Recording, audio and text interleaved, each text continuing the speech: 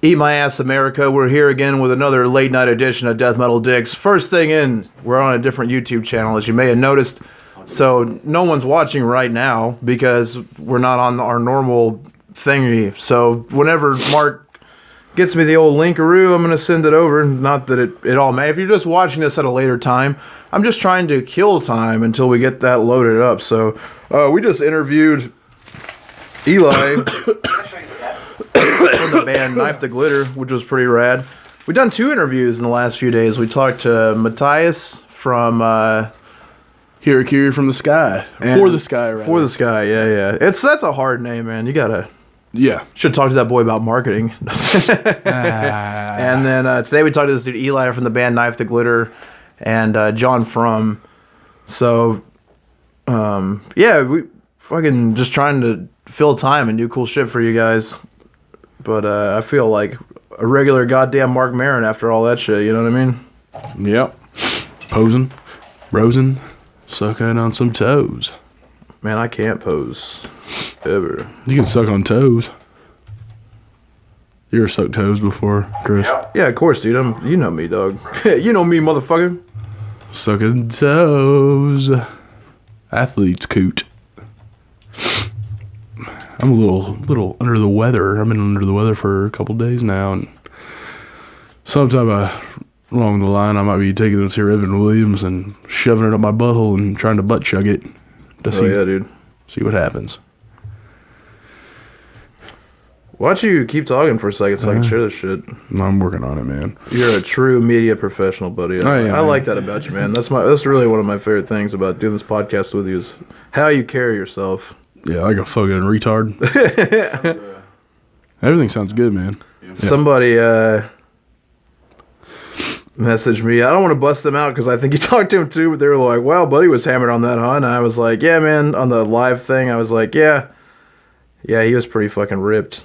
And he was like, "Yeah, I could tell." He just kept having outbursts, and I was like, "Man, that's a pretty good word for it." Fucking outburst. Yeah. He was having an episode. Fucking. I'll go ahead and bust him out, man. I'll get drunk and have an outburst with him on social media. No, man. See, I'll start tagging him and shit. Oh, well, let's just say it was Ryan Parker. Oh, okay. It wasn't, but you know. Yeah. It was Bobby Henderson, wasn't it? No, Bobby. It wasn't him either. I got a feeling that Bobby drinks heavily himself. Bobby. I feel like, I mean, you know, we only know him from talking to him through the podcast, but I got a feeling that guy drinks. You know what I'm saying? Yeah, well, he's cool, dude. I like exactly. That's what I'm saying. That's pretty good. That's part of being cool, man, is just being able to drink and have fun. Yeah, I sound good in my ears. We're also doing some new audio stuff, so we're testing a lot of things out. If you're just finding the YouTube based on the Facebook, you may have subscribed to Professional Pirate Media, which... what's a real abridged version of this? Basically, Mark, our friend, that we record our podcast and all this shit, helps us out tremendously, records everything, sends me the files. He's been trying to launch his media group so he can have a bunch of different podcasts under his name, as people do these days. He took a name, Professional Pirate Media, didn't like it. That's where all the social media that posted a lot of our stuff that you probably followed on YouTube, etc., came from. They switched the name, and it's now Cantankerous Media Group. So if you're YouTubing it, that's what you got to look up. And, you know, you guys rolled through and gave Professional Pirate Media the likes, and just do the same thing for this, because Mark helps us out a lot. He made a pretty cool logo for it. I like this logo better than his old one, so... It basically just switched genders. Yeah, man, we're women now. You know? I'm cool with that. Yeah, I got no problem with it. Man, I'm fluid as hell. I know my shit would have fluid squirting out of it. Yeah. I'd be so good at fucking dudes, man, because I just know, man. Like what? It's not the first time you said this. I know, but so I just think about it. Yeah, dude, man. I just know, like I make a lot of money because I make people come so quick. Yeah. What makes you money about that? Just talking real gross, like. Yeah, but how do you make money off of making people come quick? Because you get more dicks. You got more time. You got more time to get more dicks. yeah. You're fucking now my fucking like enterprise, man. The top of my pussy would be like what fucking Captain Crunch does the roof of your mouth because there's so many dicks that just cut me open and shit. But hey, man, I'll take what I could get. What I'm a dude. Yeah, I mean, if you want to be good at an industry, you got to work hard. There's got to be some sort of sacrifice there. Sometimes your puss gets ripped up. Yeah, that's why they make Fix a Flat. I'm fucking. I don't feel like you'd have a tight one, man. I wouldn't. Oh, yeah, you're gross. It's like nature, or maybe you would. I don't know, man. There's been some fucking sweet holes with some nasty pigs that I've been with. Just like, wow, where did this fucking honeypot come from in this goddamn horror shack? Yeah. Fuck, man, this is it's hard to put food. It's hard to put food in this pig trough. Fuck. Called ladies pigs. It's fucked up. I love it. Not just ladies, man, but in particular, you know what I mean? Yeah, sloppy. Like there are two larger ladies that I spent some time with. You know what I'm saying? I shouldn't talk about this. Nah, man, don't. Yeah. What am I doing, dude? You're just flowing. Too honest with people. I gotta keep some secrets, man. Keeping secrets. I'm gonna send the link to Jackie whenever we get done. I mean, it's not like it matters, dude. I mean, it doesn't take a lot of ingenuity from a person to know I fucked a fat or two in my day. You know what I'm saying? You've had sex with someone before. Chances are they're fucking fat. So yeah, generalizations say. Yeah, I mean, dude, I look like I fuck fats, and a couple times I have. Not as much as you wallowed in some troughs, man. I did, man. I really just like it's like, man, you know, it wasn't like something that was hot to me. It was just funny. No, yeah, it was just funny, man. Yeah, I enjoyed you fucking fats. It was just more I had like, a lot of fun with it. It was more like I could come to you and go, hey, guess what happened? Yeah. The pictures, the texting back and forth with him, the things you told him. One time, Buddy talked to a girl. One time, we were on a trip and we influenced Buddy, along with Buddy's input, to talk this girl into for sure believing that Buddy had a fetish for snack cakes. Yeah. Like... she was texting him because, but I think Buddy boned her, and, you know, here's the thing with Buddy is that he's like an entity, you know? There's no one else, and people say that shit all the time, like, oh, man, I'm just different. I'm different. Like, Buddy is legitimately different. I've never met anyone in the same parameters, wild, out of control, ridiculous. I mean, it's just Buddy, you know. Everyone that knows Buddy knows that. So you don't think about that as like something that you would want to fuck. But you spend a night with him, and sometimes women are just in for forever. And he didn't like this girl in particular, I don't think, or maybe he was still trying to sow his oats. But she wanted more Buddy, so she started texting him shit like, whatever you're into, I want to know because I want to please you. And then we saw that text and we're like, well, obviously it should be this angle. And then he just really pushed it to the limit, and this girl was like, you're messing with me, and he was like, well, do you want to please me or not? And then just walked her down the road, and then ended up boning her with snack cakes involved. So specifically pecan wheels. Oh my god, what a hilarious little Debbie, like the old person's favorite. I told her pecan wheel. I mean, I hate saying this shit because I'm married and I'm not as wild as I once was. But yeah, we know we all did some gross shit, man. But your fucking wife never did some weird shit before. I did text somebody one time. I was like, listen up, I'm like John Coltrane. I just shaved my dick and it's as smooth as jazz. Oh, that worked too, man. And it works, man. But I'm pretty sure that girl would have come over to anyone's house for any reason. Snack cakes. Yeah, man, Buddy is smooth as jazz. You gotta love Buddy, and you gotta love how horny Buddy makes the women. That's another hilarious thing about this podcast. I mean, I love it, but we have a ton of women listeners. And I'm the reason. Yeah, I would assume so, because I don't, it's just, have you seen us? Have you seen it? I know, that's got nothing to do with it. You like true crime? We like true crime. The bonds are tight. Yeah, and, I mean, like, you're like, man, like a heavy metal fucking high school janitor looking motherfucker, man. I get it, dude. Yeah, I guess so, dude. We're exactly, if you would have taken that kid from the Breakfast Club that is having the heavy metal vomit parties and walks up with his fists in the air, we are for sure what happened to that guy. Yeah. Just fucking poor, fat, still in the metal. Yeah. Fucking Smoking fucking cools. I don't Yeah, smoke my cools. boot to the cool. I don't fucking do that shit. Fuck that shit. Fuck cigarettes, man. Man, can you talk on YouTube for like 3 minutes so I can pee one more time before we It start? takes you 3 minutes to pee? Yeah, dude. Hot You fucking fucking don't damn. pee. Yeah. I mean, Man, I one gotta time, see, we were doing these jiu-jitsu tournaments for a while. And we were driving across the state, and I think we're going our way to Tennessee, and Chris had to piss real bad. It's like 3 in the morning.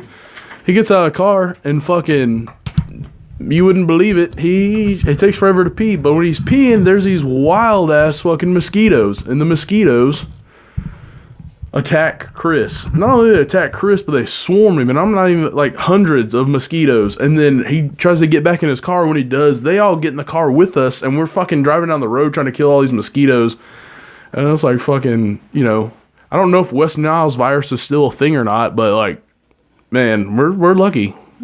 Maybe that's what the fuck happened to me, man. Maybe I was born retarded, dude. I was always slow as hell. Scoot while he's doing that, and we can just do whatever. Scoot the chair slightly that way because you have a tendency to talk to him, so that's why I adjusted the mic so you can Hot Pockets. get on it. What if we got sponsored by Hot Pockets? What's your favorite Hot Pocket, Mark?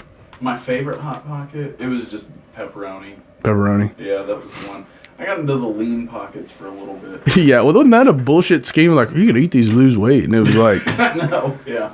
oh, it has like 30 less calories, but it's like got way more cancer in it. By the about time diet shit. No fucking lean Hot Pockets. He said he got into lean pockets for a while. You're by the in time lean I got pocket in- culture. By the time I got into like more toppings on my pizza, you know, like Yeah. when I ventured out of the typical kid phase of just meat and cheese and everything rather than vegetables, I had outgrown the Hot Pocket phase, so Yeah. I wasn't I love a Hot Pocket. All right, well, you're here to watch what we do, and that is record the greatest death metal podcast of all time. I would say the most fun true crime podcast of all time. No posers here, no fake here, no fruiting around allowed. Fruiting around? Yeah, God Are you fucking damn it, dude. toucan Sam? What the fuck's going on? It's like something you just yell when you're pissed at your kids. Hey, quit fucking fruiting around in there. Messing off. Quit fucking fruiting around, man. Dude, when a teacher said messing off to me one time, that was a wrap, dude. I could not stop laughing. And then that teacher just had to fucking give it up because the only thing I would ever say to him was, hey, man, you been messing off. Who the fuck says messing off, man? You giving me new jack-off terms, you dumb fuck? Drenched in skeet. Oh, man. All right, man. Well, let's record this motherfucker.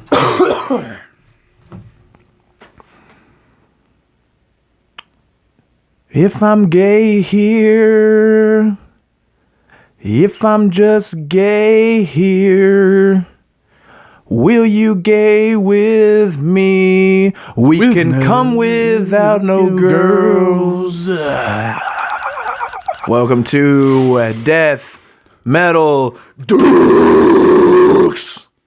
Ho! We're back again. This week, we're going to dive deep into the life of Michael Alig, aka the Party Monster, in late 1980s to mid 1990s New York City. This guy was the reigning king. Him and his group of friends found a way to get famous off of partying. If that's not the coolest type of lifestyle you can live, I'm not exactly sure what there is. Now, this was an art collective of a bunch of queers, and I mean that in the LBGTQ queer type of way, that came together on the tail end of Studio 54, Andy Warhol, and all that over-the-top artistic decadence, and really found a way to make a killer living off of that until it all turned sour. And we're going to get into all that on this episode of Death Metal Dicks. You ready for it, buddy? Yeah, man, I cannot wait. And of course, before we get into that, we just want to tell you about the things that we plug, which is not a sponsor, it's Patreon. Patreon.com/deathmetaldicks. Now, what that is an easy way to connect with us.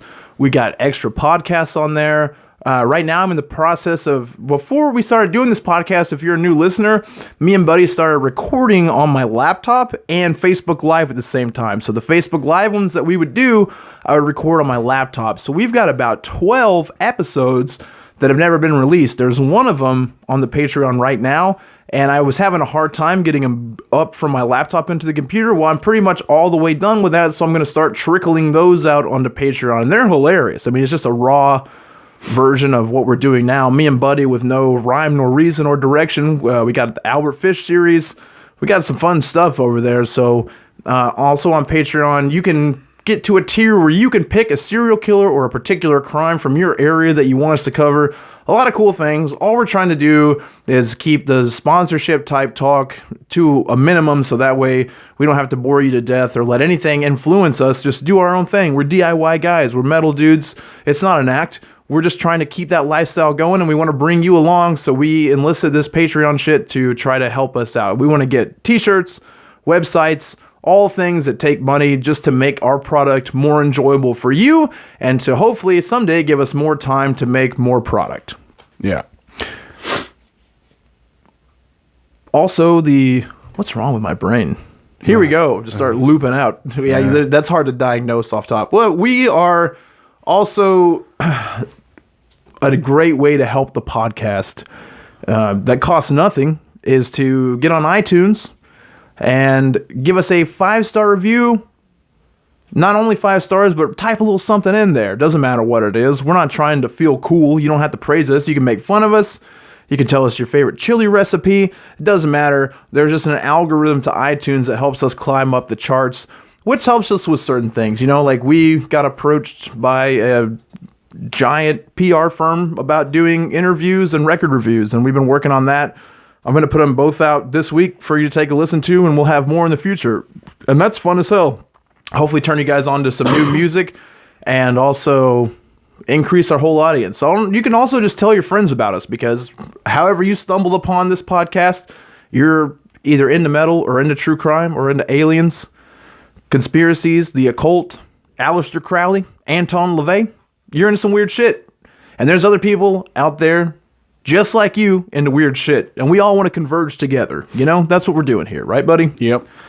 So spread the word. Let's grow this thing out. And that way we can all make a giant train around the world where one end starts eating ass all the way to the other end of eating ass. You know what I mean? Well, that was way better than what I was going to say. That was pretty good, man. What were you going to say? So we're going to grow this thing, and I was like a dick, and then you just went into eating ass. I was like, hey, that's way better, because that's how I get my dick hard. That's where everything goes with me. It's just eating ass. And it goes back to the chili recipe thing, because yeah. You look like you've been in a chili cook-off, just sweltering down your face. You know, there might be a little corn in there. And, that corn video. Hey, what can people look up to find that corn video? Corn? Oh, you know the one.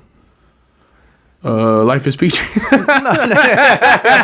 Nah, dude, the one that you insisted on sending me where the girl crams her ass. Oh, with corn on the yeah. cob. I don't know, man. Just send me a private message on Facebook. I'll send it right on over to you. All right. If you want to see something real bad, and I mean real bad. Real and when I say bad. real bad, I mean about as bad as it gets. Hit up Buddy on any social media platform, and he'll send you over the worst thing you've ever seen. Or actually, maybe we have something worse than that if that doesn't. Oh, yeah, I got all kinds of crazy shit. There's a real, let's just say it's a real cornholio. Yeah, that's a good way to put it. All the holios, too, man. I'll send it to Mark. Cornholios. I said it. He's just like, no, please don't, man. Well, hell yeah, man. Welcome to another episode of Death Metal Dicks. Again, we're talking about Michael Alig tonight. Now, Michael Alig was born in South Bend, Indiana, which, like I was telling you before, he ended up with this party creative called the Club Kids. That doesn't sound like something that would come out of South Bend, Indiana, which is a small conservative town in Indiana, one of the smallest cities in the state. And this is around 1984 when he's coming out of high school. It's a repressive area.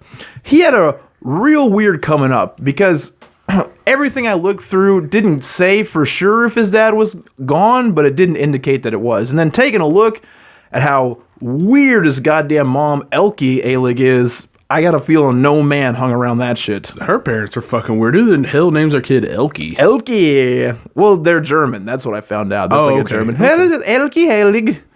But that is like, if you had to make a German noise, that's her name. Elke Alig. Whoa. Germany, that sounds like a meatloaf and egg noodle type of scenario. Yeah. Well, you have the egg tonight. Delicious. But yeah, so South Bend, Indiana, he totally repressed, he's obviously gay, totally repressed his sexuality all the way through high school. him and his mom were best friends. And I always get weirded out by those relationships. I mean, good on you for being tight with your kid. I think there's a difference between being real close with your children and being like your kid's best friend. That's always a weird dynamic, right? Like with someone that hangs out with their parent all the time. It just drives me nuts because it's you're not doing what they need. You're not doing anything that they fucking need. You're not giving them structure. Yeah, you're being a friend. You just want to make sure that you're. And it's like when you with a kid. I mean, so when someone's like 10 and 11 and you're being their friend as an adult, again, I'm not saying don't be friends with your kids. What I'm saying is that the relationship that a 10 and 11-year-old kid have with each other when they first meet, how far each one of them will go out of the way just to get a friendship, you know? Yeah. Like they will conform because they're growing. They're not used to interacting with humans all the time. They don't know how to make a friendship, so they just kind of contort themselves into what they assume the other person wants in a friend, and the other person does the same thing. So when your parent does that sort of behavior where they don't want you to be mad at them or argue with them, they're not firm with you at all, and they just completely make themselves like a damn 10-year-old to hang out with you, that's gonna fuck you up. They used to watch grisly ass movies together. Now this is like, again, the early 80s that he's coming into being a teenager. So when I say grisly, I mean, you know, you got Texas Chainsaw Massacre, but they were watching like the art Grindhouse 60 movies, you know, like Bathe in Blood, Gore Girls. Right. They're like bad special effects, but really trying to give the visuals of mutilation. Yeah, you know? Wizard of Gore, that's a good one. Yeah.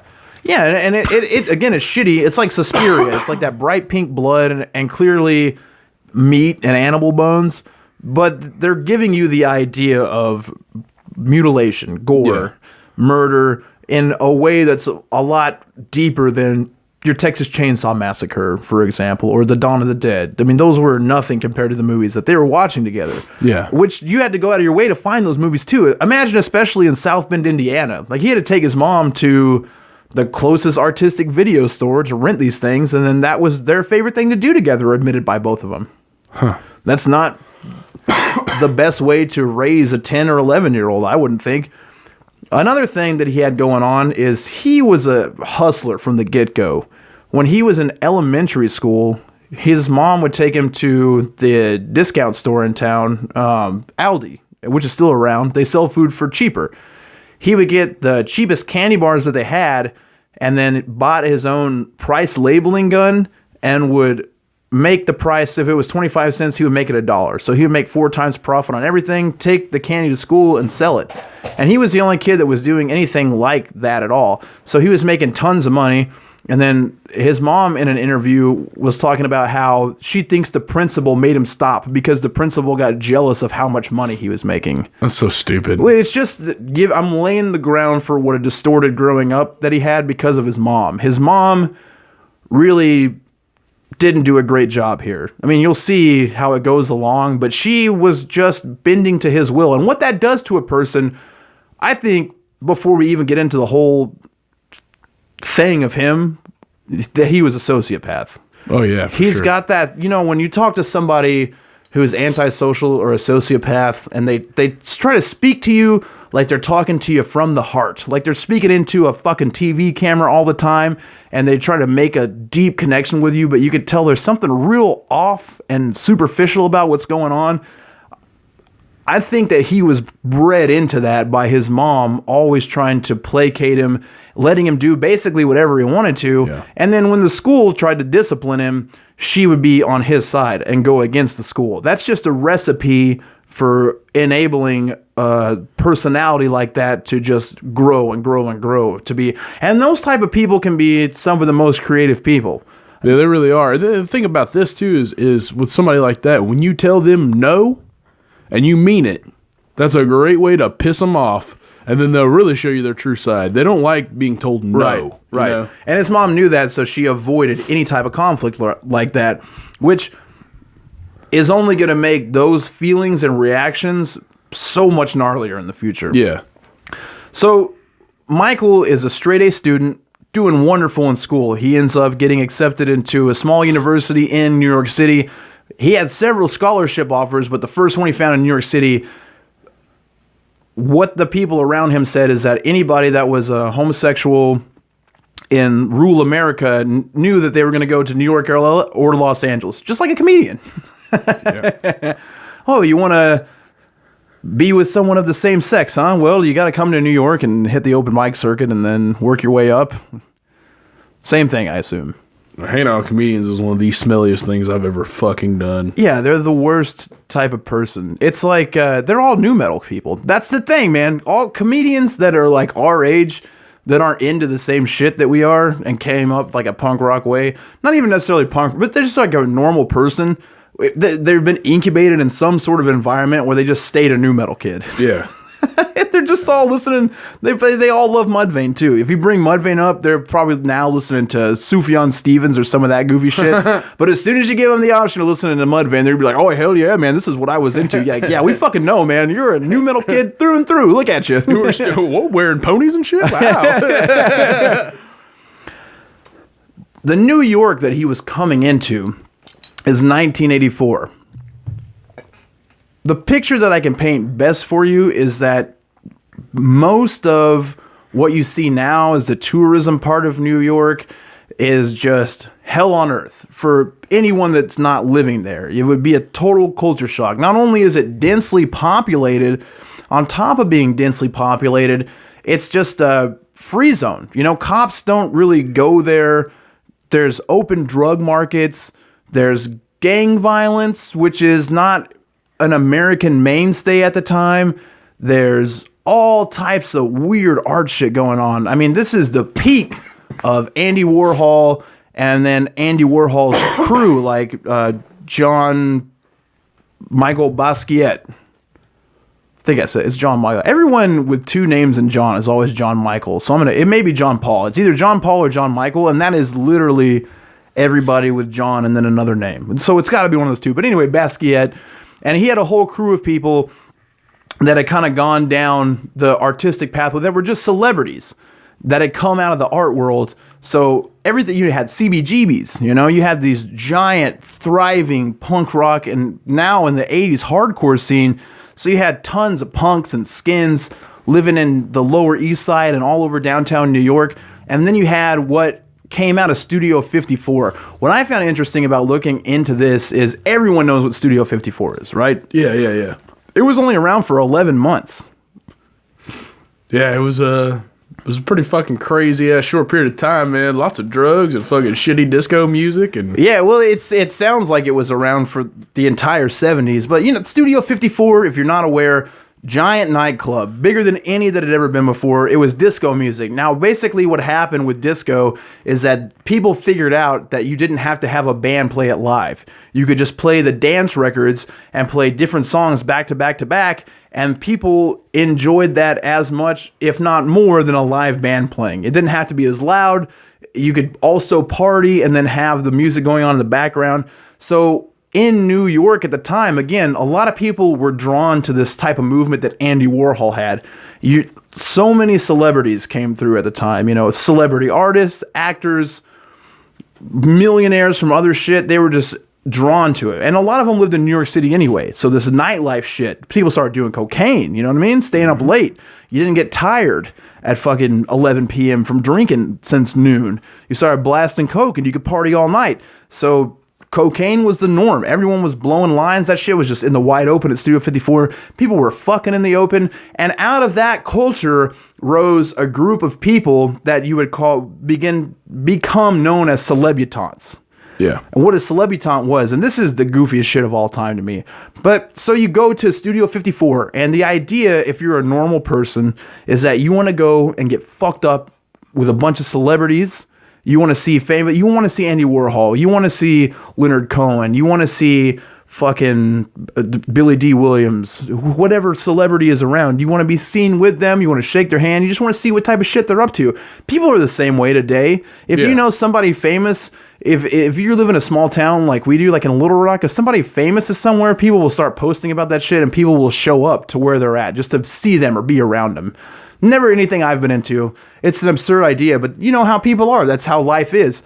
People want to be around that level of success and just get a glimpse at it. Take a picture with them, anything that they can. So in that scene became these people that were making outfits that were just completely outrageous. You never seen anything like it before. They were face paint, costumes, just outlandish types of behavior and dressing. And those people basically became celebrities within that system. So they would be the people that were hanging out with the famous people, but also going and drinking and being on the floor and doing cocaine with everybody else. So if you were the regular person who just wanted to be a part of the nightlife, you saw those people as much as you saw the celebrities, and you saw them with the celebrities. So that basically made them, in that particular scene, a celebrity. Then that's the word celebutante. So a debutante, from what I understand, is like a girl that is ready to date, and so her parents present her to like the community dressed up in a beautiful dress, and it's like, you're gonna go on a dance and a date and meet people. That's China. Yeah, that's what it's like in China. It man. Sounds like some weird shit. I mean, I think that was just some 1950s American shit, but they combine the two words, and then bam, there you have a celebutante. Now, other shit that was going on, especially after Studio 54 closed, all these freaks needed somewhere to go to. Now, once Andy Warhol died, you saw a complete shift in the culture there. And it's not that Andy Warhol was the piece that held it together. It's this party scene had been going on for 10 years. You can only keep this shit up for so long. And especially if you have tons of money, you're going to get bored with doing the same type of thing over and over again, move on to something else. But all the fucking freaks that were hanging out all the time, you know, blowing lines, taking cool drugs, getting ripped, enjoying life, they had to keep that lifestyle going and move it somewhere else. So what you would see in New York City is that there started being like these warehouse type parties, and they originally started as like S&M clubs. There would just be warehouses you could walk to any time at night in New York City and see people tied up, getting smacked around with whips, probably Rob Halford in there, pain killing a motherfucker or two, you know what I mean? Oh yeah. And then there was in Times Square just pornography theaters like the Jack Shack, you know, Jack you could Shack, go man. in, toss a few dollars, and then before you could watch porn on the screen, there'd be a dancing lady rubbing her coot, and you would just jack off to that for a couple bucks, you know what I mean? All that shit was alive and well in New York City. That's the type of environment we're walking into. I'd be bummed. I wouldn't even be able to jack to that. I'm like, go ahead and fire up the porno. Yeah. Well, I don't think, I mean, so I went to a Jack Shack right when I turned 18. Me and one of my best buds, Adam Husher, turned 18 around the same time. I'm going to bring him up twice in this podcast. I know he listens, so I hope you enjoy it. My friend, Old Who's out there. He's in a pretty good punk band called the Nobodies. They're fairly well known, picking up some steam. They're good. Anyway, so we both turned 18 around the same time. We'd never been to a porn store before, so we decided to go to an adult arcade. I don't know exactly what it is. We go in, we're looking around, we ask where it's at, we go into it, and you see what it is. Or you put money in it. I put it in, and the first thing that comes up is this gaped asshole and these two mustache dudes like going back and forth on it. And then I figure out you have to like flip through channels because I'm like, whoa. And then there's like lube and a trash can and tissue and shit in there. And I'm like, oh, I know what time it is. And so I started watching porn, and I sit in there and jack off in the thing and didn't use the Kleenex, just squirt it on the floor. You know what I mean? As you do when you're having fun at 18. You should have kicked it up a couple notches and pulled that bag out of the trash can and started huffing it while you're jerking off. Yeah, but I mean, that's the only time I've ever been into one of those. And yeah, it was something to do when there's not a lot you can do when you turn 18. You can like go to the strip club, you can do that, and you can buy smokes, which I didn't. When you huff the Jack Shack fucking trash bag and jerk off, that's a fucking Hoover or vacuum cleaner. That's there's that Gen Chem that is, what is that when you like store your shit up in a container and then put a balloon on the top of it and then huff the shit fumes? Yeah, I guess, man. You never heard of that? No. That feels like something that you would definitely know about. Gen Chem? No, I don't know, but I'm going to check it out. Yeah, you're going to check it out by trying it. So let me tell you how to do it. There's no reason for you to look it up online. You might as well just give it an attempt. Right, you like getting high on weird shit, so you shit into something that a balloon could fit over. A lot of shit. And then you keep the balloon on top of it. Once the balloon fills up with gas, you just pop the balloon off and huff the fumes, and it fucks you up. It's like shit whippets. Yeah, man. All right. And you could probably do the same thing with cum. Only one way to find out, you know? Oh, God.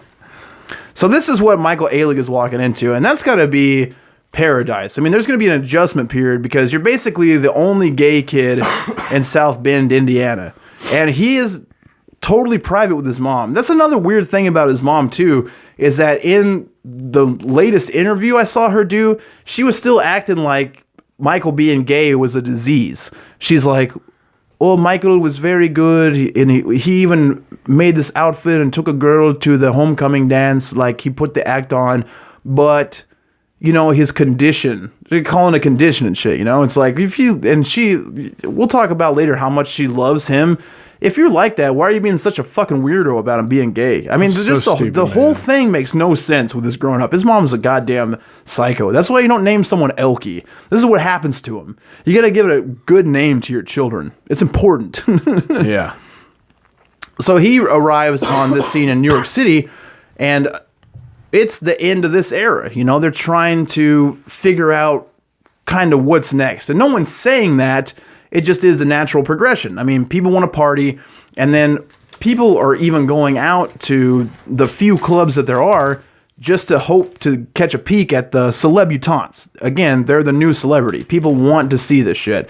And if you just look it up, you'll see their outfits were crazy. I mean, like Marilyn Manson, Lady Gaga, that type of dressing is a total ripoff of what they were doing. Yeah. And then this group that we're going to talk about progresses that even more, but at the beginning level is what kind of kicked this whole thing off, is that people were showing up looking to see some weird shit. Yeah. I do that all the time.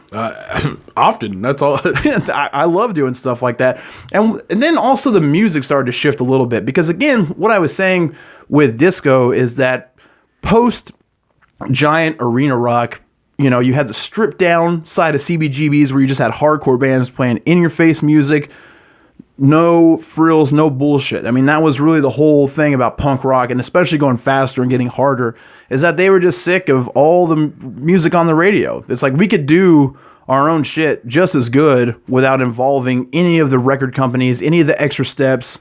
We're going to live this lifestyle. They were starting to do the same thing with disco, because you didn't even need a live band to play. So you could get the disco tracks and then mix them together and make your own songs, which is where, DJing came from. And that, of course, led into hip hop, breakdancing, but on the white side of things, it led to like EDM, house music, techno, all that weird shit that I've never understood or been a part of before, except the Prodigy. I liked that when I was a kid. Yeah, I understood it, man. Trade my pitch up. Smack my bitch up.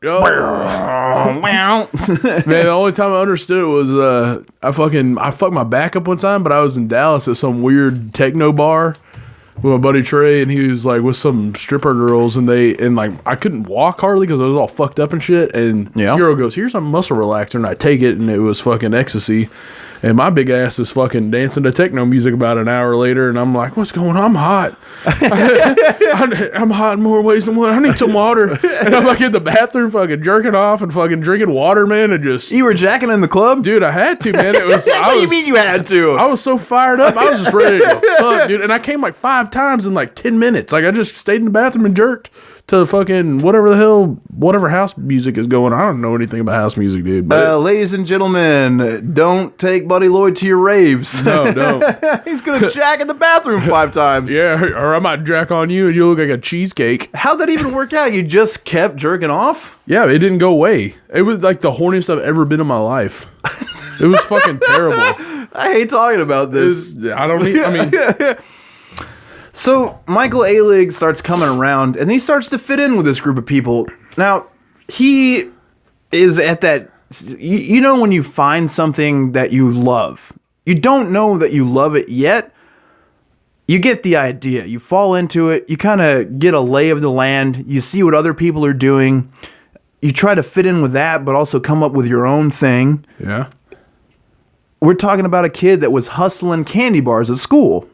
The wheels in his head start turning, and he comes up with the idea of starting to put on his own individual parties. So what he's doing is taking what was all contained within one club, Studio 54 type of situation, where every night is a crazy night.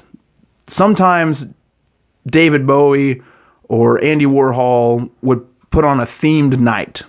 Yeah. Like, we're all going to do this. People would get the message beforehand. Everyone would dress up like a certain thing and they would show up. But that wasn't the regular, Like maybe if there's a holiday or some shit, So what he did is he started making individualized parties at these clubs. So he would take this group of people who had their own identities, their own celebutant thing going on. And the benefit that those people got is when they went to clubs, they were good for business. So they would get free drinks, free drugs, basically whatever they wanted just to keep them around, because that would bring all the people out because they were the cool thing to be around. Yeah. So he used his smart business mind to capitalize on that. And then to get them to do what he wanted, he started giving them money just to come around. That's pretty goddamn smart. Pretty smart, but also, regular ass business. You know what I'm saying? Yeah. And then this guy, Peter Gation, notices what he's doing because the parties that he's throwing are huge. And they're at already established nightclub spots to start with. This dude, Peter Gation, owned a couple of nightclubs. He sees what he's doing. Also being a great businessman, he decides to go ahead and enlist Michael as a party planner for his clubs. So they start this whole scene. Now they're taking disco songs and they're mashing them up in a way that hadn't been done before. DJs start coming around and playing records one back to back to back, speeding up tempos, doing different things with already recorded music. So you kind of have the birth of electronic music. People have a certain way of dancing. And of course, with all that shit, drugs start to come in. And what's funny about Michael Alig at first is that when everyone else was already taking coke and getting drunk, he was totally sober. Yeah. When he first came around. I mean, he had just come out of a small town high school. He hung out with his mom all the time, so they weren't getting fucked up. It just wasn't something he had been around. So, again, when you're getting the lay of the land and trying to figure people out, he was like a militant straight edge kid. He would take people's drugs and flush them down the toilet and tell them they needed to stay sharp for the night. Wow. But then he would act like he was drunk to kind of feed into the party vibes. I mean, he's a smart, again, that's that antisocial sociopath line, is that you will make yourself conform to the environment that you're in. To sell yourself for whatever reason. Exactly. Yeah. Because you know that there's some type of gain to be had by it. With you fitting in, you know that you're going to be more successful. For sure. A chameleon, man. Absolutely. Boy George. Yeah. I'm become a chameleon. And then another scene that was going on in the other side of town was the beginning of raves. Ugh. So, believe it or not, these two different introductions of electronic music were totally separate. You had raves, which were all kind of native New York, working class people. They would go to a warehouse and play really fast music, get jacked up on cocaine, get jacked up on ecstasy, which was a brand new drug at this time, and just party all night. And then you had this going on. And so when he found out about the other scene, he started to circulate the flyers to the rave scene. And that just made this explosion. It brought everyone that was into late night partying, dance culture into one place. And this guy, Peter Gation, that owned several nightclubs, had a genius idea where he bought an abandoned church, a huge church, and turned it into this club called Limelight. And that's where this whole thing really got its kickoff. Michael Alig was in control of all the parties. So they at one time, they say that Peter Gation had 900 employees between the four clubs, but most of them worked at Limelight. It was like a 4-story industrial party complex. And they had like a S&M room, new wave room, an electronic room, a rave room. And a lot of clubs are still following that formula. Yeah. I mean, there's even one in Little Rock, just like kind of every type of party in a different room, a different scene for someone to go to. And you can wander freely among everything. So you would see all types of crazy shit, you know? And Michael is now the man, you know, all these people, he had been the new guy and come into the scene and then risen to the top of the whole thing because none of them were organized. They just partied, they planned their outfits, they showed up, they got free drinks, free drugs, and that was enough for them. But he wanted to capitalize off of what they were doing and make tons of money. So he did that. And then he again was like the god. And so now he's paying everybody money. Now he starts messing with drugs. The first thing that he tried was ecstasy. Oh, shit. Which, as you explained, and ecstasy, man, I've had a couple of experiences with it, and it's an okay drug. I mean, you get a real euphoric sense. You're not as much out of it as you are with a lot of things, but you can get wrapped up in one thing. I didn't like it. No. It was not my thing. I'll tell you a story that allegedly happened because incriminating and everything we talk about with us taking drugs is always a satire. You know, it's not alleged. Really happened. So I was doing shows with my buddy Dave Stone from the Boogie Monster podcast, him and Kyle Kinane, And we got done. We went and sat down, and this guy comes over and he's like, man, you guys made me real happy tonight. I'm going to make you guys happy. And he handed us 2 bags. And Dave's like, well, what's this, man? And he goes, it's Molly. And Dave was like, all right, thanks, man. He took off, and Dave was like, man, I'm going to take this shit. You take this one, too. I was like, all right, cool. Kind of tucked it in my pocket, forgot about it a little bit.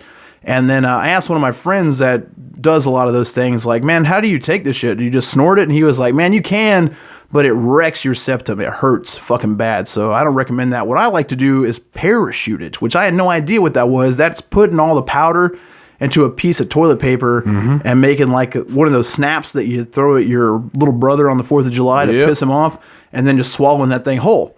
So I thought it was you were shoving up your ass. No, you just swallow it. I mean, you could boot it, but I wasn't about to cram something up my ass. That's the best way. Yeah, I would, give him the chance again. So anyway, I take this... the old Kentucky coffee filter, man. Like I know, I got the 2 bags, and I take a picture of them, and then allegedly, and I take the thing, and I go and sit down, and I sent my friend the picture, and he's like, you didn't take that much, right? Because I told him I just am doing both bags like this, and I was like, yeah, and he's like, dude, that's like 6 grams of Molly. Oh, shit. And I was like, all right. I mean, I've taken enough psychedelics. I mean, we all know my bad experience with several grams of mushrooms. But anyway, I'm like, well, fuck, whatever, man. So I Google on my phone, like, how long does MDMA last? And the first post that comes up says, the first time I took MDMA, it felt like it was never going to end, but I fucked up and took 0.5 gram, which is way too much for your first time. And I go, oh, fuck. And I run to the bathroom and start trying to puke that shit up, and it wouldn't come out. And I was like, well, I'm fucking in it, man. Like, that's just it. Oh, my God. And I was just like at my house, like my kids were gone, but Jackie was there. Oh. And we put on this weird movie called The Love Witch, which is a kick-ass movie. If you haven't seen it, they just made like a 2000s version of like a 1960s cult movie, and they use like original, like every prop is handmade. It's a cool movie, especially for that, because the colors are bright and everything's fucking weird as shit. And I'm just over there grinding my jaw, and she looks at me and she's like, are you on something right now? And I'm like, and then just fucking, I didn't black out, but I remember watching the whole movie and just being fucking way too fascinated with it. Jesus Christ. And then going to bed and just grinding my fucking jaw and sweating and seeing colors and shit for hours, and then fucking woke up the next day like, man, that was pretty cool. God, you're fucking lucky to be alive, brother. Man, I'm always wilding out, dude. I gotta keep that shit allegedly under control.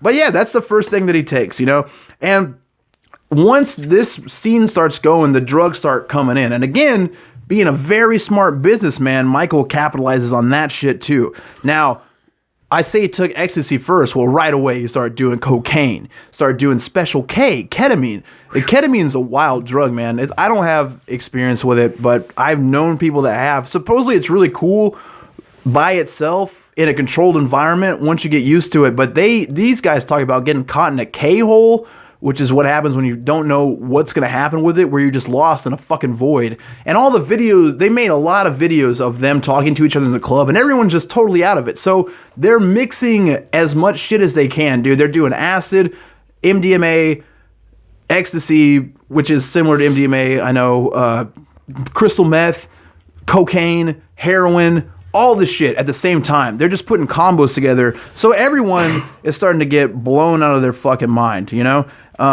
This club at the time, Michael's main night, Disco 2000, is where he did his real weird parties. It's on Wednesday nights, not even the weekend. It becomes the number one night for the club. It's the huge party night in New York City. I mean, this is like the number one thing to do in New York City, the busiest city in the world, during the week on a Wednesday night, and it lasts till like 5 a.m. And the first scam that they pull is that Michael starts going to costume shops and giving them fake names to rent costumes, keeping all the costumes. So they've got a motherfucker dressed up like a chicken. They've got someone dressed up like a hippo, just all these crazy costumes on top of crazy costumes. And then what they start doing is enlisting drug dealers that come around. So there's people that are in their crew already that are acquiring the drugs. And then Michael sees them as a valuable asset because not only can they sell drugs for money, but Michael can use them to increase the popularity of his parties by guaranteeing that everyone there is going to get drugs and serving drugs to people. I mean, and it was all underage kids. And at the time, again, cops didn't come around a lot, so no one gave a fuck. So he's got this crew of drug dealers who are just walking around dressed as goofy shit, passing out drugs to kids. Just a wild time to be alive, man. Everyone's having the most fun that they've ever had.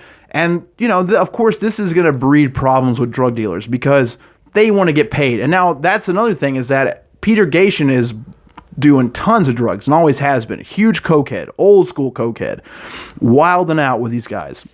He's an older dude hanging out with young kids, but more on a business end from him. But he's still getting fucking blasted on cocaine all the time. And it's all around everywhere, but they're willing to pay for it. They know that everyone there is going to spend money.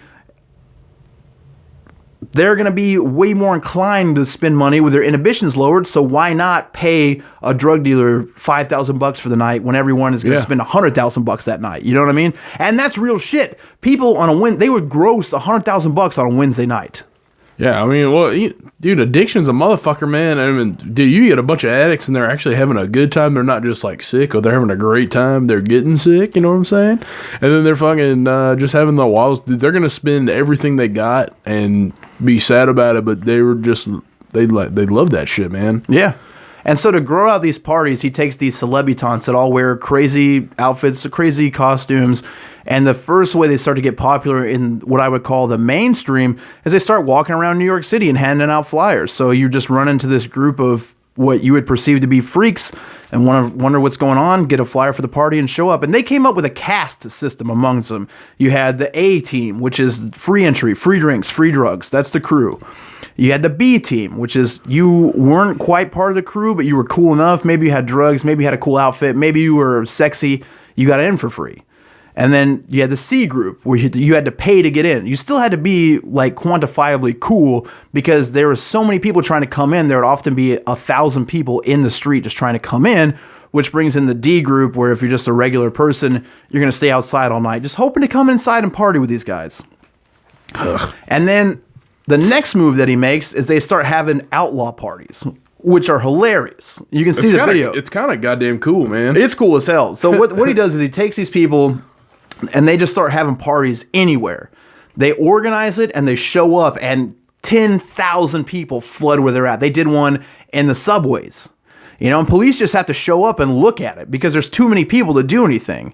And they just crowd the whole thing. They got boom boxes going. They're all blowing fucking huge lines of drugs, taking all types of shit, pounding liquor, dancing all over each other, crazy costumes. And then that just brings up their notoriety. They go to a McDonald's. And Michael goes behind the thing and tells the manager, here's enough money to buy out everything you have. Yeah. And starts throwing food out to everybody without cooking it. People are just eating fucking raw McDonald's apple pies and hamburgers and fries. Wild, oh, yeah, it's just insane. They're doing it like a fucking donut shop. And they're like sprinkling fucking cocaine on donuts and eating it. That's so wild. Yeah, that's fucking rad. Yeah, it looks like a ton of fun. I got no ill will against these guys. If you can have that type of fun and that type of level and also make a profit out of it, you're cool as hell to me.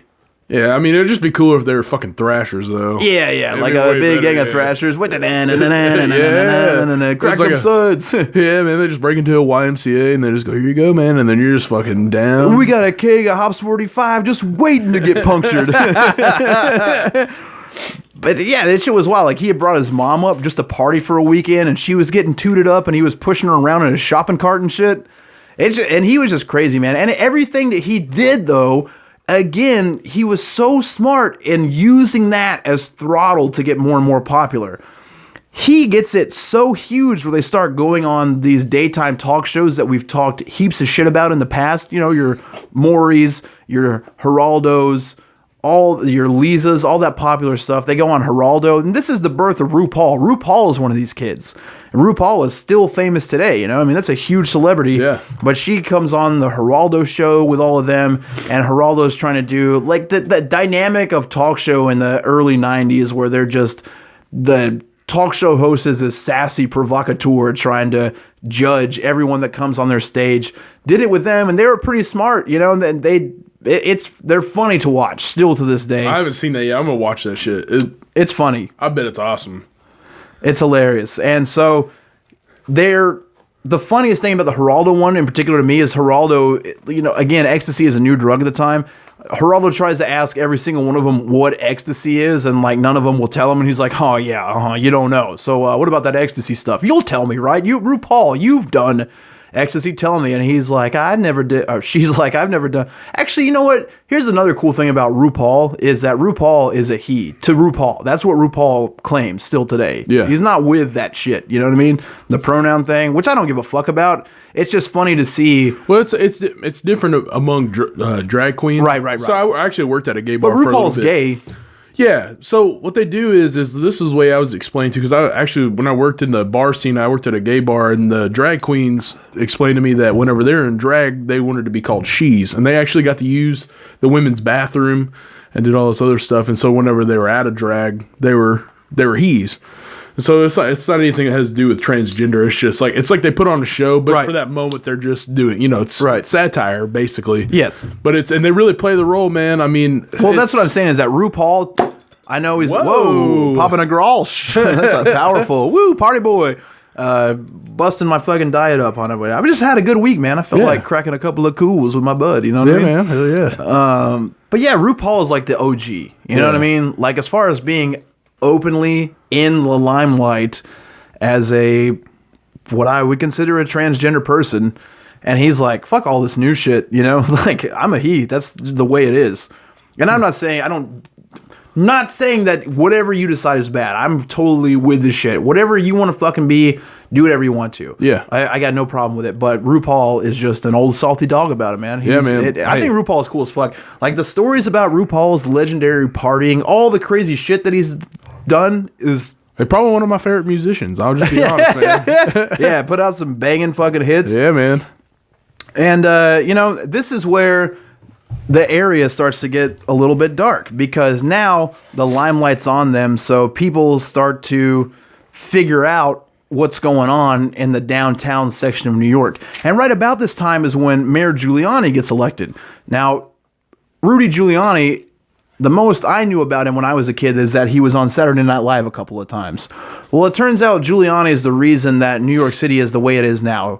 When he was doing those jokes on Saturday Night Live about cleaning New York City up, he really was. They were using like brute force police tactics to get crime off of the streets and get the seedy element, which is what everyone loved about New York City, out of there and build up more gates for tourism and the average family to come and spend money there, which I guess is great for economics, but it's a bummer for one of the greatest art communities of all time. Yeah. Something about just scummy people and scummy atmosphere littered with some like good people and that you could take advantage of, and like that whole thing of like you being able to watch it and just like seeing it. It always like it really does breed like a whole different atmosphere of people, or there's art people, there's the gay community, there's the Puerto Rican gangs that are selling cocaine, and there's people staying in abandoned houses. And that's really that. I mean, really, the hardcore scene in New York was just that's why it was so fucking awesome. Yeah, was they took that whole thing in and like turned it into this music, And it's always been. I mean, we've always been able to party with anybody. Yeah, and that's always been like the ties that bind. It's like, okay, well, you can be whatever you want to, whatever you have going on in your life. That's what you have going on. But if you're gonna hang out with us, crack some beers, do a few drugs, party with the boys, like, it doesn't matter. You're one of us for the night. You know what I'm saying? Remember when we went to, we were in Hawaii and we went to a karaoke bar. It was like a gay karaoke bar and we're singing Slayer and shit. Oh, and that then, shit was so fun, man. And this dude like started talking shit to us, and then we realized he was just trying to fuck. And then by the end of it, we were like, nah, man, we're not gay, dude. And then we just partied with partied with everybody, man. We loved it. It was awesome. That's all we ever want to do, man, is party. So as long as you can get on the level and get loose, you're one of the boys tonight. Doesn't matter age, race, gender, sexual preference, you party with the boys, you're one of the boys, you know what I mean? Hell yeah. And that's what was going on in New York City. Now, Giuliani, I'm sure, is watching these TV interviews to get an understanding of what's going on. Obviously, there's drugs involved.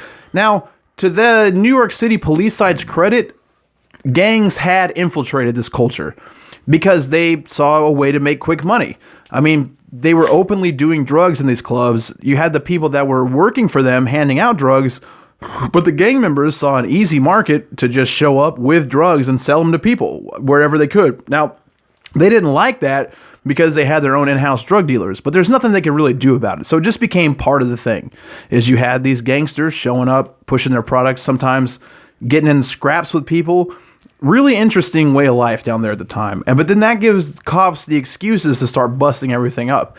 And it got so bad to where police were showing up to these clubs in plain clothes and just walking 20 of them out on the dance floor and just standing there. So people could not party. You know what I mean? You can't party around a cop. And they knew that, so that's how they started busting up parties. And really one of the biggest tragedies of this whole thing to me is how this Peter Gation dude got treated, because sure, he's banging a lot of drugs, and I'm sure he's not exactly morally scrupulous. I mean, he's hanging out with a bunch of young kids and fucking them all the time. I'm sure. That's only an assumption, but that guy was making millions of dollars off of his own hustle. He's Canadian, and they tried to pinch him on all types of shit, you know? And they ended up just ruining his business, and just because they weren't getting enough of a cut of it. It's like you're trying to clean up this element to organized crime because they're gaining money without you being able to get in their pockets, but then you're also doing it to a legitimate businessman. Yeah. It's just that type of bullshit that makes America always super annoying to me. And once they start getting really into heroin and Special K is when the main group of these guys starts falling apart. I mean, when you're banging drugs like that, it's hard to make sense out of anything. And when you're partying until 5 a.m. and then sleeping until 9 p.m. and going back and doing the same thing, there's a point where that moves from partying to an addiction. Well, yeah, it moves from a party to being sick. And so it's not, how do I start my day off this way? You know, cook breakfast, take a shower. It's fucking, I got to bang some drugs because I'm going to be sick. And then it's trying to figure out the rest of that and how to be normal around that. And you can never, and it doesn't work that way. But they really do try to do that shit. And that's the way drugs work, man. And especially opiates, because you get sick, you know? Yeah, sleep all the time, get barfing. That dope sickness, you have to get another fix of it. Yep. And then that becomes your driving force. So everything else that did matter to you only matters if it can get you more heroin. Yeah. And that's what Michael is succumbing to now. And now we can enter Angel Melendez. You're going to enter him? Yeah, he's entering the picture. He had seen them on Geraldo. He was actually one of the people on the latest documentary I watched, Glory Days, described him as a hardcore kid. He was hanging around CBGBs and all that shit, but he was a gay dude, so he was like a tough guy. He sold drugs. He was Latino. He was selling drugs like down on the docks, like literally selling drugs for money. So he was that's fucking hard, man. Yeah, he was like a tough kid, but he was also gay, you know? Yeah. So he came around and saw these guys. He saw them on Geraldo and wanted to show up, you know? He came in, and then he wasn't like one of the cool kids, you know? He didn't have the outfits. He didn't have the same swagger as everyone else. Again, he's just like a tough guy, which isn't like the norm in the homosexual community, I assume. Not in this group for sure. These are, when I say flamboyant, I mean they go out of their way to put together elaborate outfits, makeup 24/7 to look like, the only way I can describe it as someone who hasn't seen it before is Lady Gaga.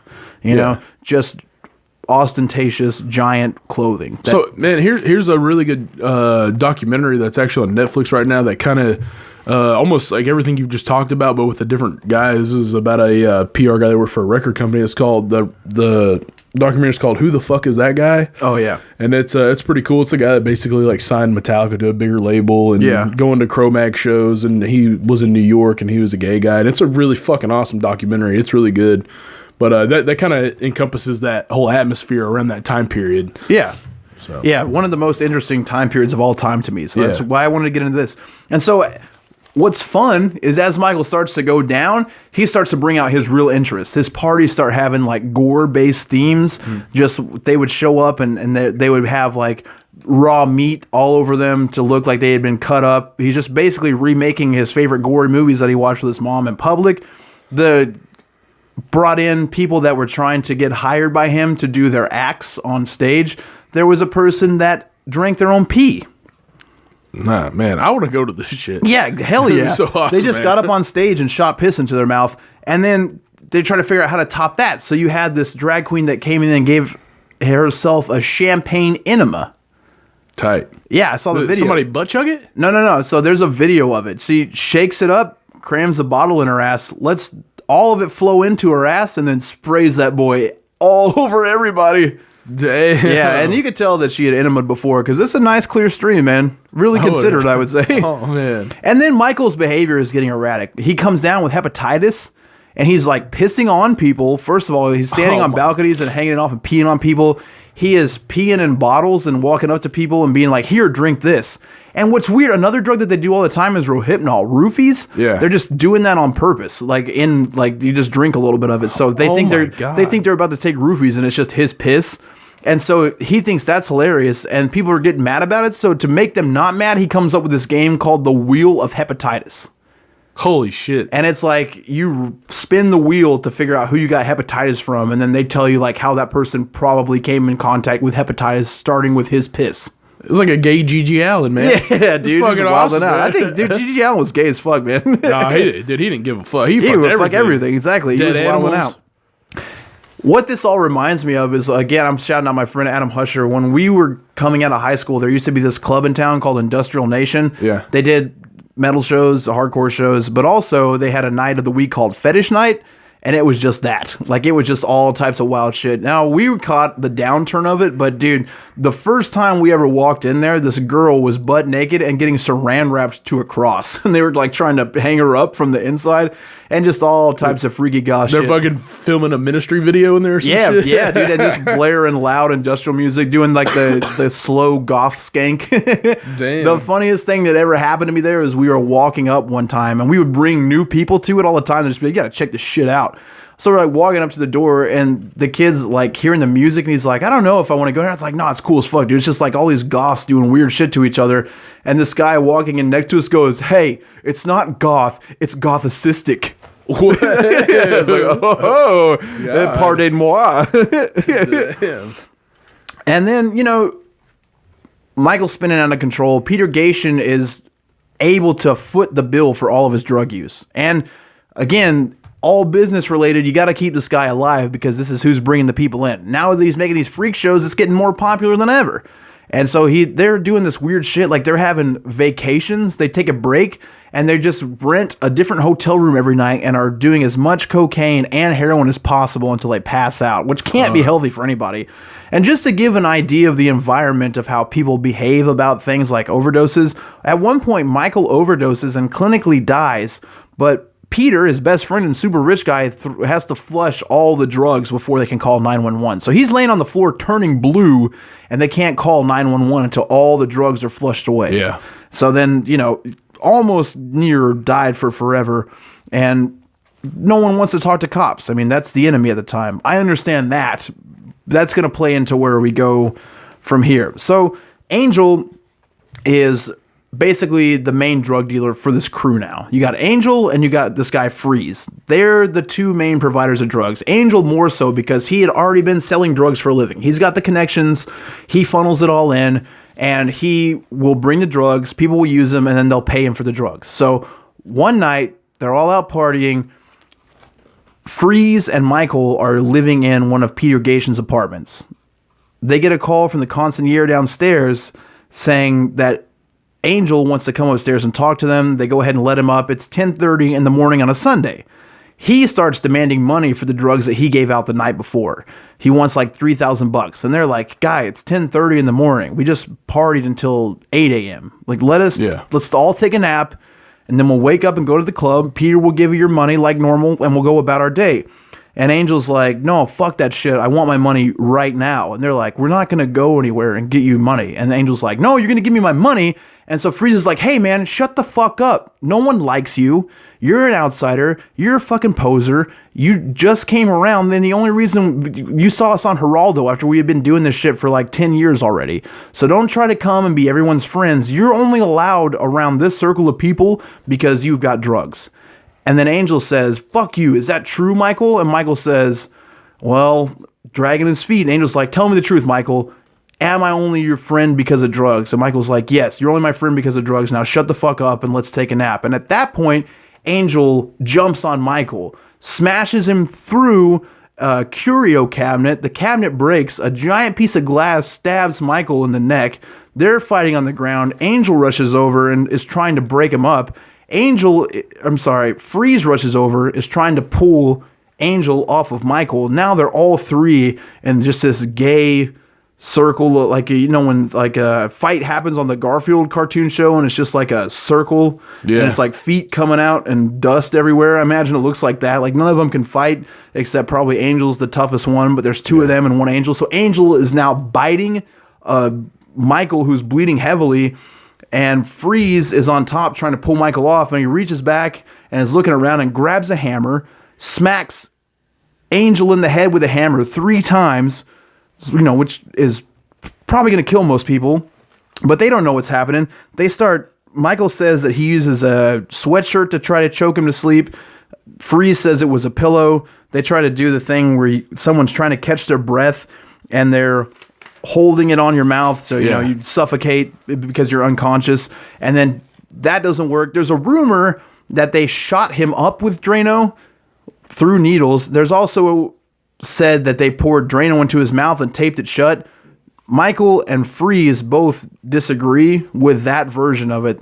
The Drano comes into play later, but they say that he was dead, and they were so fucked up on drugs they didn't have the cognizant idea that he was dead after probably being hit with a hammer in the head 3 times killed him.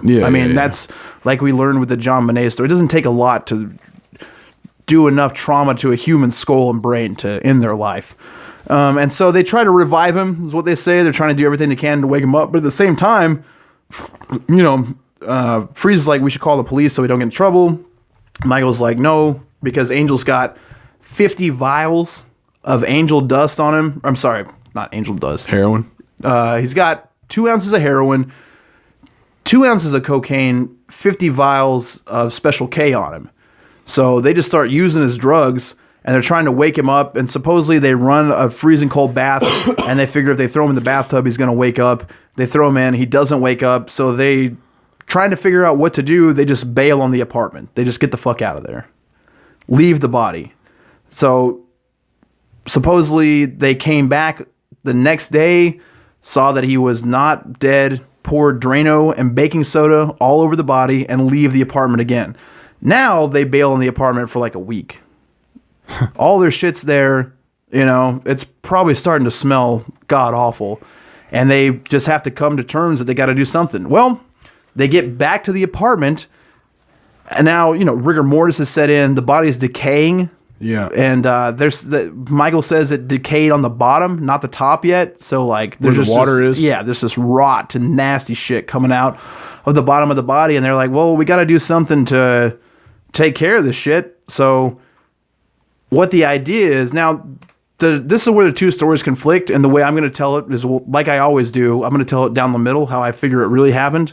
Freeze went to Macy's and bought 2 giant butcher knives. Came back.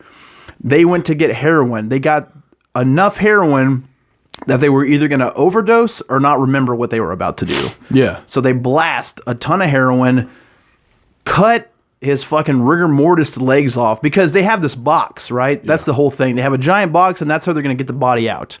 But he can't be bend. He can't be like compressed to be put in the box because he's stiff as fuck. Yeah. So they cut his goddamn legs off with these knives, put his body in the box, take the legs in the middle of the night, throw the legs out, put the box in the living room, put a cover over the box to hide the box, and then continue to have people coming over and fucking shooting up and partying for another week with this nasty, decomposing body. And people are like, what's the smell? And he's like, oh, it's just the sewage. Don't worry. Let's toot this and blast this K and rip the heroin. And so everyone's like, yeah, fuck it. Let's get fucked up. It stinks, but whatever. And then finally, they both call a taxi. The taxi cab driver picks them up from the apartment with the box. They ask the taxi cab driver to help them throw the box into the river. And so they go through this tunnel. They get to the other side of the tunnel. They ask him to stop right there. They have him carry the box and throw it off. The taxi cab driver's like, what's in the box? And they're like, oh, dishes and shit we don't care about. They then have that taxi driver drive them back to the same apartment, same taxi driver who's already asked questions, and drop them off. So in other words, they're fucking idiots. Oh, yeah. That's so fucking dumb. And when they throw the body in the water in the box, they're think, of course, like, it's going to sink and that's going to be that. But they didn't poke any holes in the box. They didn't weigh the box down. So the box floats. Well, it floats not only because there's a body in it, but it also floats because of the gas that's being released by the body. If they would have poked a hole in it, it would have been fine. Yeah. But it's just out there floating. And then it probably would have blown away to sea, but just as luck would have it, there was a tropical storm going at the time, so it came back up to the shore. Oh my God. So the cops find the body almost right away. And they've got no clue. I mean, you just have a body that's old and fucked up, and it's a kid that's a drug dealer, so it's not like it would be easy to identify anyway. No missing persons report, missing his legs. They're just like, pretty much fuck it to start with. Now, here is where the person that I've been describing as pretty smart the whole time melts away into a fucking idiot, basically because of drugs, you know? Yeah. He keeps Angel's cell phone, starts answering calls on Angel's phone. Wow. He starts selling the drugs that aren't heroin to get more heroin. And on top of that, they're like buying new furniture and shit. That sounds more like a mental breakdown than being an idiot, though. I mean, yeah, dude, there's that, but also he's being a fucking idiot too. I mean, it's all dumb. There's a lot of, I mean, it's all fucking dumb, dude. I know that like I watched the shockumentary Party Monster or whatever. I know that he calls his mom and like says something about like that'll. Okay. Yeah, it's cool. No, but yeah, he does. I mean, he is having a breakdown. Like he, you know, is having to come to terms with there being a murder. Yeah. And it's not something that is easy to process, and definitely not in a drug addicted, totally addled mind, taking tons of psychedelics. So yeah, I mean, might as well say it now. He gets wrecked one night and calls his mom and is just spitting a ton of gibberish, tells his mom the whole story of what happened as he's sobbing and crying. And, you know, doesn't call the cops or anything, of course, because that's her baby boy.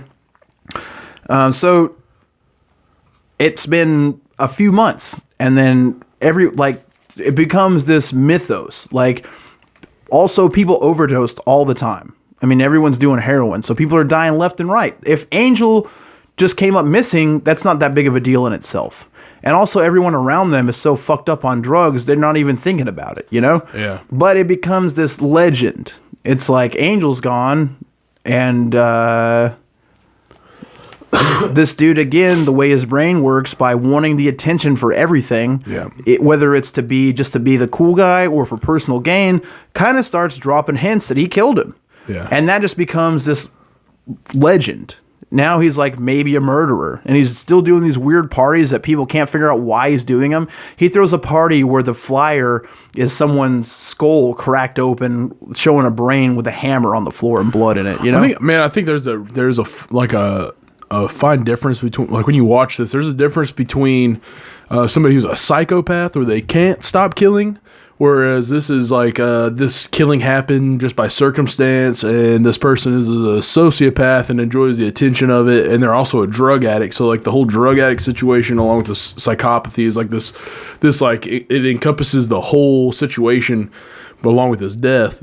But it's not somebody who likes to kill, you know? Right. See what I'm saying? Yeah, no, I totally understand. And also, there's only one way to know, you know? He's also a boundary pusher. He's trying to push the line on everything. I think he wanted to see what it was like to kill somebody. Well, and also, yeah, I mean, I do too. I think, you know, it makes him look, you know, all the things he's done, it makes him look like he is the psychopath. Exactly. You know? And that's kind of his MO.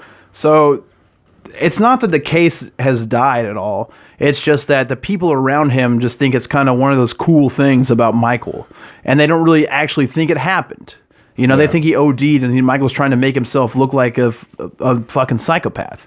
And then Angel's family starts coming around. His brother starts showing up, asking everybody questions, coming to the clubs, passing out flyers, hanging them up, $4,000 reward. Have you seen Angel? I haven't been able to get a hold of him. I need to find him. I know this is where he hangs out at. I know his friends. Like, please help me. And then he tries to go to the police. The police are like, you want us to look for a drug dealer? Like, no, we don't give a shit. And then the whole thing gets blown wide open because this guy that's been hanging around him the whole time is a reporter for the Village Voice. And he's done a lot of shit to make them popular, like writing articles. He's basically the nightlife guy. So in his nightlife column, he writes the story of what happened. I mean, he's a reporter. He knows how to investigate things. He just hears about the body that washed up, how the legs got cut off, takes all the tidbits of things that he's heard, and because of their bragging and boasting and talking about it, all these details have slipped out. They have said that they hit him in the head with a hammer 3 times. Well, the body that police found that was in the paper said that he got hit in the head with a hammer 3 times. He writes a little blurb about it, the legend of killing in Clubland, in the Village Voice, and then that gets picked up by the New York Post. Yeah. The New York Post puts it on page 6, which is like the big crime thing. And so the police officers who had originally investigated the murder just see the article. That's it. Yeah. And the guy had named everybody, laid the whole thing out. And he's like a tabloid writer. He still is. He's famous. I can't think of his stupid name He's right always now. on like VH1. Yeah, and I mean, and when you even know him, you'll know him if you see him. But he totally snitched him out. Whatever. It's a good article, you know? Yeah. And that's his job. So I mean, that's exactly what Michael Alig would do, you know? yeah, absolutely. I mean- but that brings them down. That's a wrap. That's it. So now they're looking for Michael. Michael and Peter kind of get wind of the sour environment, and they bail to Denver. They take 6 bags of heroin, which of course is not enough for these addicts to be able to get across the country, especially when they're trying to drive it wrecked on heroin. Shit. So he runs out of heroin. They stop in South Bend, Indiana, of course, where his mom lives. He hasn't seen his mom in 3 years. They reunite, but he's going through powerful withdrawals, and he can't touch her. He's crying. And she's like, what have you done? Like, what can I do to help you? And she ends up having to call an ambulance to take him to get methadone. Wow. So he ends up staying there for a week, taking a bunch of methadone, kind of getting where he's even keeled out enough to travel to Denver. They go to Denver and the same thing happens. Out of drugs, needs drugs. They break into a veterinarian's office, try to steal drugs out of there. They're going through everything, and they can't find any Special K, any painkillers. So they open this freezer. Michael reaches in and pulls out a nasty dog corpse, and they freak out and get out of there. So now they're out of drugs. They don't have a connection in Denver, and they're just like, fuck it, I got to go back. And he ends up staying in New Jersey, and he's there for another 3 or 4 months. He starts trying to throw parties again. This dipshit. This is the exact symptoms of a drug addiction. Yeah. It's I can't get drugs. I got to get away. I did something really fucking crazy. I Right. could go to prison for, but I don't have drugs, so I've got to go back to the place I'm in trouble for so I can get high. I got to get these drugs, man. Yeah. So that's it, man. Once they go back, they're looking for him. He ends up getting arrested, and he lucks out to start with because the prosecutors are basically like, look, if you give us Peter Gation, you walk. We don't care about this fucking kid dying. You give us Peter Gation and his drug source, bring him to us, and you're free. But somehow this Michael Alig character won't do it. Really? Yeah, it's amazing because it seems like the move he would do. And what he says is that they wanted him to lie a lot, you know, because Peter, they assumed that Peter was a drug dealer. Well, he wasn't. He was just making tons of money from throwing big ass parties. Now they had drug dealers there, but Yeah. Peter was not dealing drugs. And that's what they wanted Michael to do, is just lie and say he was dealing drugs. Again, they're just trying to bring this businessman down, dude. He's making tons of money and it's pissing them off. So they want to take him down, and they can't do it. So because the original plea deal was offered and he tried to cooperate, he just said he wouldn't lie. You can't get mad at him for that. No. He ends up getting the offer for a way lesser charge. I mean, he for sure, I think, wanted to kill this guy. Yeah. The story about self-defense, I mean, it just doesn't jive with me. No. The way it happened. I think that they did get in a fight with each other, but I think he set it up like that. He's definitely a manipulative person. I think he brought Angel into a hostile situation and fought with him to make it seem like self-defense, and then they smashed his head in and found a ton of drugs on him that they didn't think he was going to have, and so they didn't call the cops. They just tried to deal with it their own way. Or maybe they knew he had the drugs, and that's why they wanted him over there in the first place. They're going to kill him and take the drugs. I mean, that's just... Yeah, there's a bad... It could have gone a lot of ways, but I think they intentionally killed him. So he should have gone down for that, but he doesn't. He gets manslaughter.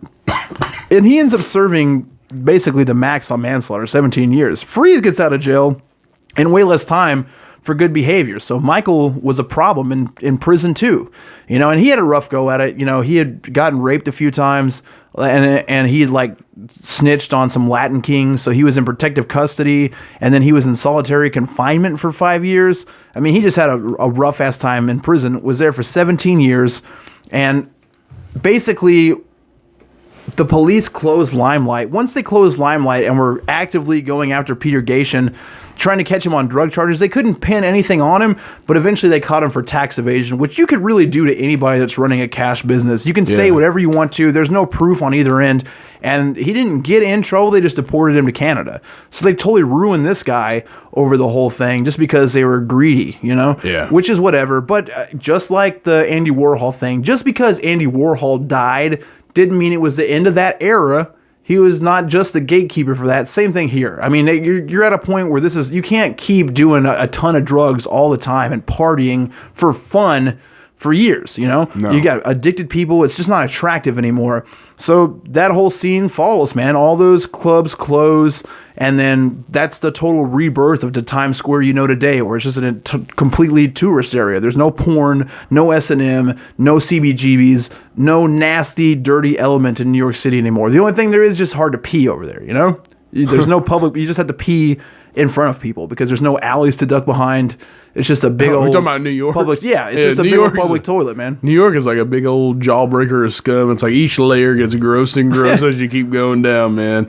Lower East Side's pretty rad, but it's probably the fucking grossest. Yeah, man. The grosser the better. But, you know, and of course, the way the story ends is just so absurd to me still, because after 17 years in prison, I mean, countless stories have come out of this. I mean, it's interesting as hell. That's why we covered it. And there's been books written about it. Party Monster, the movie with Macaulay Culkin, Seth Green, Marilyn Manson, a great movie. Yeah. And there's plays that have been made about it. So it's an enterprise. And of course, he capitalizes on that. He gets out of jail. When he first comes out, he's trying to do the whole like, oh, I want to show people that there's a better way than this. They shouldn't be living their life this way, and starts making money off that motivational shit. And then is now doing parties again and making money off that. And he has got more Twitter followers than I do, which is ridiculous. I thought he died. Didn't he die? No, he's not from like dead. hepatitis. Or No, some shit? dude, he's still alive, Okay. man. It might be just a rumor. He's rich right now. He's got tons of cash. Yeah, I mean, Again, he's a just sociopath. bullshit. Yeah, I mean, you find a way to get it, man. You find a way to get it, and he has. And I don't know. I don't think he died, dude. I'm pretty sure he's still alive. I wanna say somebody. His Twitter's still active, man. Like I looked at his Twitter yesterday. All right, well, whatever. Yeah, and even if he died, which I've been wrong on here.